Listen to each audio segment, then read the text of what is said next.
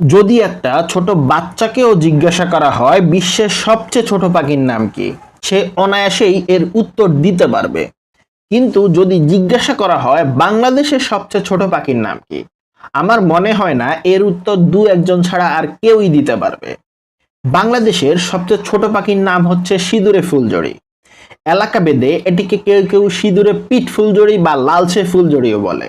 এদের ইংরেজি নাম স্কারলেট ব্ল্যাক পাওয়ার পেকার এবং এদের বৈজ্ঞানিক নাম হচ্ছে ডিসিয়াম ইরোথ্রোরিন কোষ।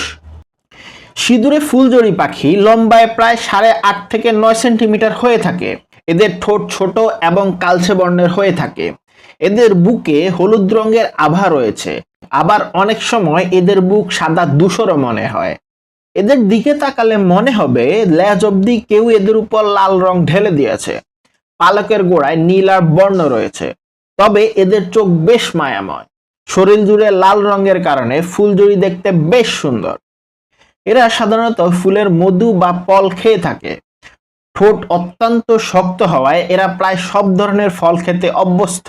সাধারণত পাহাড় বা গ্রামীণ এলাকার ঝোপঝাড়ে বা গাছের আড়ালে এদের দেখা যায়। ছোট হলেও সিঁদুর রঙের কারণে সহজেই এরা মানুষের নজরে পড়ে। এরা অত্যন্ত দ্রুত বেগে এদিক ওদিক উড়ে বেড়ায়। এরা এক জায়গায় বেশি সময় স্থির থাকতে পারে না। দ্রুত বেগে উড়াউড়ির কারণে খাবার গ্রহণ বা বিশ্রামের সময় ছাড়া এদের দেখা মেলা বেশ ভার।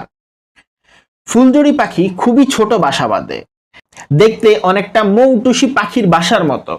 এদের বাসা বাঁধতে সময় লাগে প্রায় 1 সপ্তাহ। কেবল স্ত্রী ফুলজড়ি পাখি ডিমের তা দেয়। প্রজননকালে এরা কেবল 2টো ডিম দেয়। ডিম দেখতে অনেকটা টিকটিকির ডিমের মতো। 10 থেকে 15 দিনের মধ্যে এদের ডিম ফুটে বাচ্চা বের হয়। কিন্তু যেভাবে দিন দিন বন উজাড় হচ্ছে বা মানুষ যেভাবে এদের শিকার করছে, অচিরেই এই সুন্দর পাখি হয়তো পৃথিবীর বুকে আর দেখা যাবে না। তাই আমাদের উচিত বেশি বেশি বৃক্ষরোপণ করা এবং বৃক্ষ নিধনকে নিরুৎসাহিত করা। এই ধরনের আরো ইন্টারেস্টিং নতুন নতুন তথ্য পেতে অবশ্যই চ্যানেলটি সাবস্ক্রাইব করে পাশে থাকবেন। আর যারা ফেসবুক থেকে ভিডিওটি দেখছেন অবশ্যই পেজটি ফলো দিয়ে রাখবেন।